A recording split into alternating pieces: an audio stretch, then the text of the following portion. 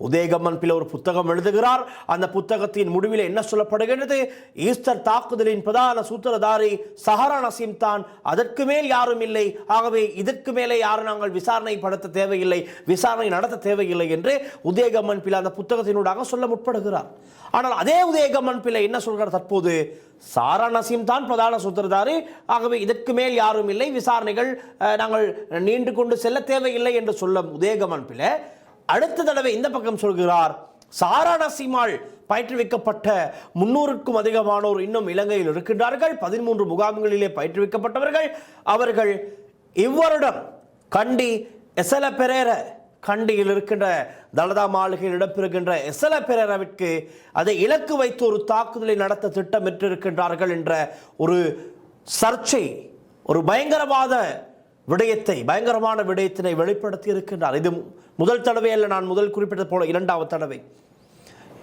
இந்த விடயத்தை இலங்கை அரசாங்கம், ஜனாதிபதி அனுரகுமார திசாநாயக்க என்ற அரசாங்கம் விளையாட்டாக எடுக்கக்கூடாது என்று தான் நான் குறிப்பிடுகின்றேன். காரணம், 2 தடவைக்கு மேலே அழுத்தம் கொடுத்து இந்த விடயத்தை இவர் சொல்வதென்றால் நிச்சயமாக உதயகம்மன் பிளவுக்கு இது சம்பந்தமான பல விடயங்கள் தெரிந்திருக்க வேண்டும்.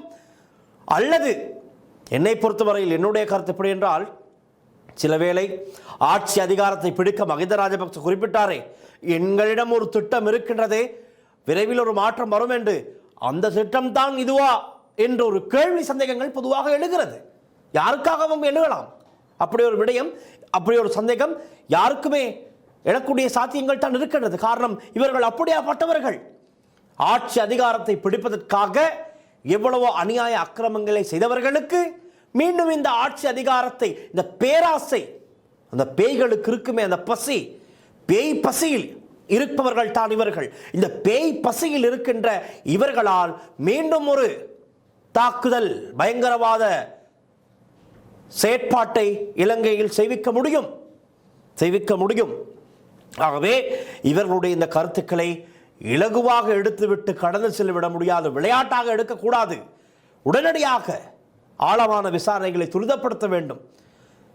உதயகம்மன் பிள்ளை தானே சொல்கிறார், அதையெல்லாம் அவ்வளவு பெரிதாக கண்டுகொள்ள தேவையில்லை என்று நாங்கள் விளையாட்டாக விட்டோம். ஆனால் நாளை இவர்களே அந்த தாக்குதலை நடத்திவிட்டு, நாங்கள் அப்போதே சொன்னோம் தானே, எங்களுடைய புலனாய்வு, யாருடைய, உதயகம்மன் பிரிவின் ஒரு கட்சி இருக்கிறது தானே, அந்த கட்சியில் இவர்களுக்கு ஒரு புலனாய்வு பிரிவு இருக்கிறதாம்,